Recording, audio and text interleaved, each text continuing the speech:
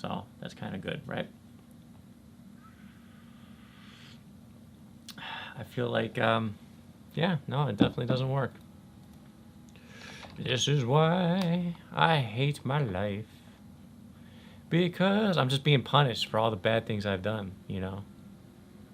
Life is like that, man.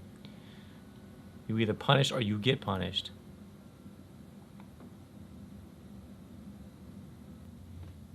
It's got to be the internet, right?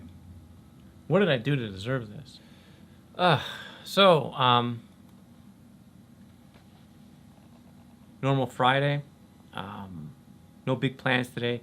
I have been taking this time during the quarantine to essentially renovate my place. So, painted a couple walls. You probably can't see it, but I painted a wall back there. I painted two walls in my bedroom. It looks nice. I like it. You'd be surprised at what a fresh coat of paint does. It literally just kind of amps up or changes the entire dynamic of a room. So it almost feels like I'm living in a new space. Arranged my furniture, my feng shui, if you will. Put some things in some different places. So I don't know. I mean, what else are you going to do during quarantine, right? Other than home improvement stuff. So anybody out there has got questions for old Coach Potts, man? Maybe I'm just doing this at the wrong time. Do you think like 5 p.m. on a weekday, like Monday through Thursday, be a better time to do it? Or 10 a.m. when you're just sitting there, you know, watching your soap operas or possibly taking your Zoom meetings? You know, would I get more traffic at that time? I don't know. So what are the topics for the day? Topics for the day. What should you do first? Cardio or strength training, right? If those are the two options, and they may be, hey, Coach Fulton's in the house. It depends on what your goals are. So let's say your workout, the way I was raised, the way most people were raised, was that strength training and cardio were always two separate things. And the question was whether you did the cardio first or the strength training first. I think now a little more logic goes into it in the sense that you don't have to divide those two, that you can actually do them both at the same time. So I saw this one meme and I thought it was hilarious. It was like cardio. It was one of those old-timey boxing guys with like the curly mustache, you know, and it said, cardio, you mean lift weights faster? And he did. You know, I'm sure that's what most strength guys, that's their concept of cardio. It's not getting on a machine and doing anything. Sharp jawline like mine. This isn't roasting with the coach. That's on Tuesdays. This is questions with the coach, where you ask questions and don't make fun of my jawline. Although I am coming together with a sweet beard, not on purpose. I just kind of got lazy and felt like not shaving this week, which I feel like the quarantine beard is like prevalent as the playoff beard, you know? Like, if you got it, might as well, right? If you have the ability to grow one, I say now's the time. I mean, who's going to stop you? I mean, who am I going to shave for? The one person that's watching right now? It doesn't matter. So conventional wisdom would say that you should be able to do strength training and cardio together. Which one should you do first? Well, it depends on your goals. If your goal is to be a distance athlete, where literally you need to have a sustained heart rate for a long period of time, meaning somewhere in your heart rate zone, you know, like a marathon training, typically, you know, you're going to run a marathon, you're going to set your max heart rate somewhere, and you're going to hold it right around that 65% and try not to go too high over that. Any more than that, your body starts to burn, you know, glucose, muscle, whatever it needs to for energy, and then it starts breaking down. But if you keep it that low heart rate, the lower the heart rate, the more efficient the body is. You know, you still burn calories, but you don't burn as many calories because you're super efficient. So if your goal is to like run a marathon, then you're going to want to do the cardio first. In essence, whatever it is that you're most focused on is what you want to spend the first part of your session doing. Now, if your goal is to get big muscles, you're not going to want to do cardio first, because the best way to get big muscles, we know, is to lift weights, lift heavy weights, lift somewhere in that rep range between 6, 8 to no more than 12 reps, and definitely switch up your routine often. And so I like to say consistency, intensity, and variety, right?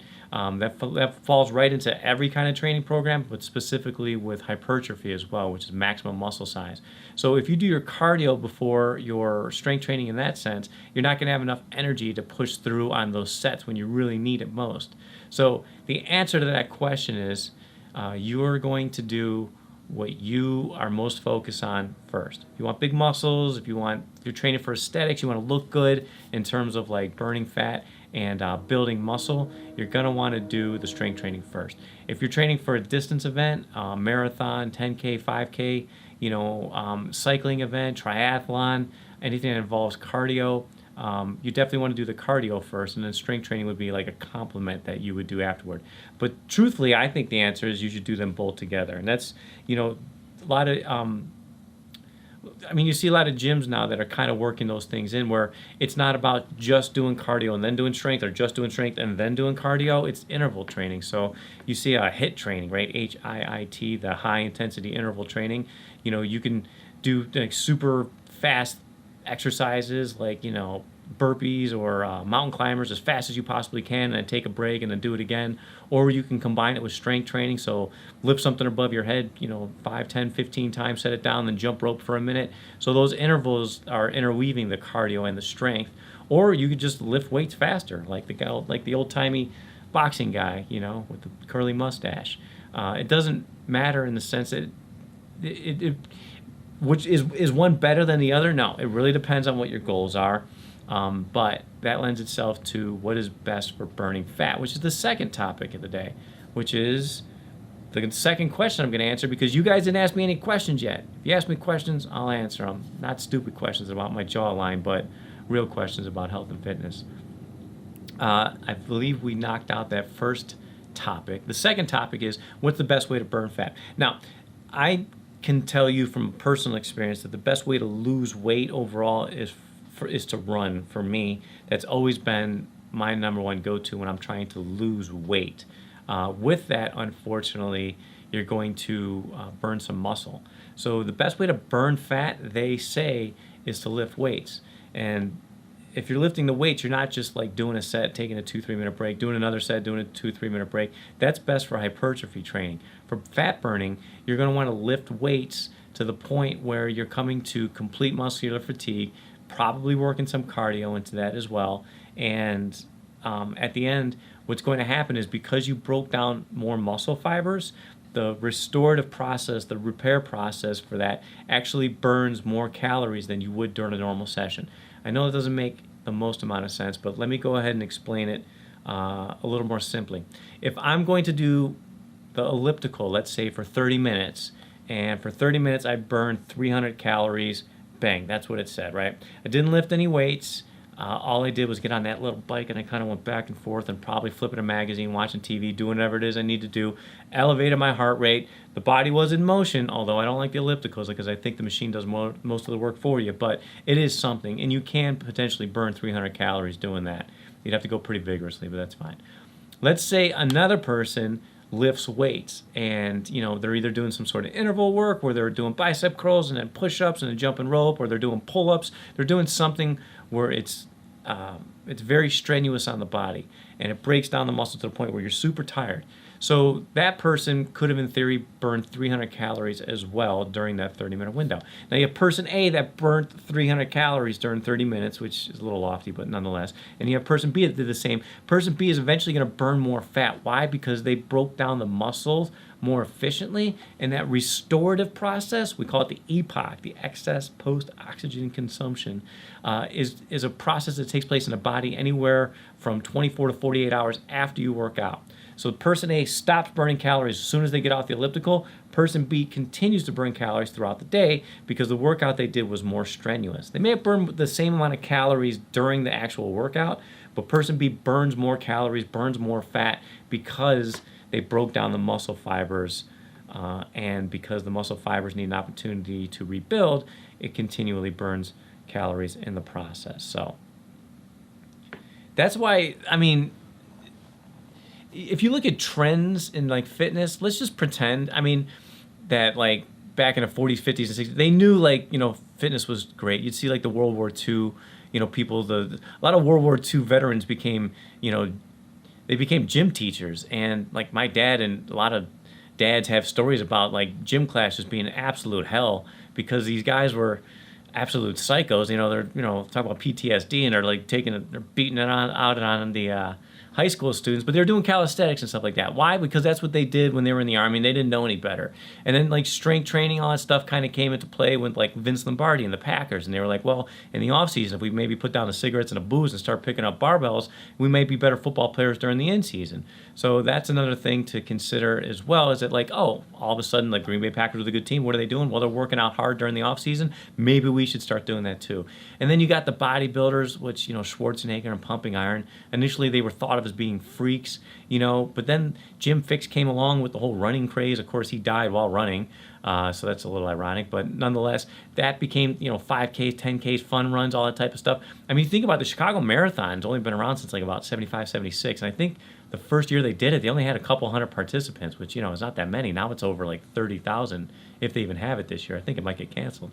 But nonetheless, all these things kind of come in cycles, right? And so like where are we at now? Right now we're in the boutique gym era, which I don't think you can have a gym that doesn't promote at least some sort of strength training with the cardio.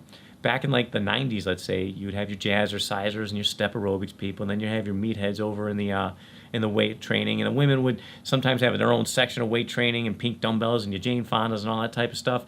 But now it's not like that at all. Everyone seems to be kind of doing similar things regardless of whatever goals they're trying to accomplish, especially when the main goal is usually just to live a long and happy, healthy life. But why do we do the strength training now? It's trendy, but also because we know that breaking down muscles is better for you than just doing cardio on its own. So unless you're specifically sponsored by Nike and have a race that you want to accomplish or some sort of time you're trying to beat or whatever it is, you're going to work weights into your routine, and overall your body's going to thank you for it. The only thing that I can see that kind of has made its way, has kind of broken all the trends in the sense that like it just never went away, is spin. Spin has gone nowhere. And Peloton, which is known for their spin, even though they do offer boot camp and treadmill classes, and they also offer like opportunities to get off the spin bike and do some some cycles and circuits of lifting weights, spin won't go away. And spin is primarily cardio, primarily lower body cardio. So there you go. I just told you one thing and what I think and what people are doing that's more popular, and then you get Peloton, which is more popular than most things right now, and all it is lower body cardio. So who knows what the right answer is? Oh, man. I don't have an echo, but I'm trying to figure it out, Tony. I'm trying to figure out this whole live streaming thing, and it's pretty miserable. So that's your questions with the coach. I have a phone call I got to take. This segment will be available on YouTube, and it won't have an echo, I promise. I'm signing out. I'm actually getting angry, and you don't want to see me when I'm angry. It's not fun.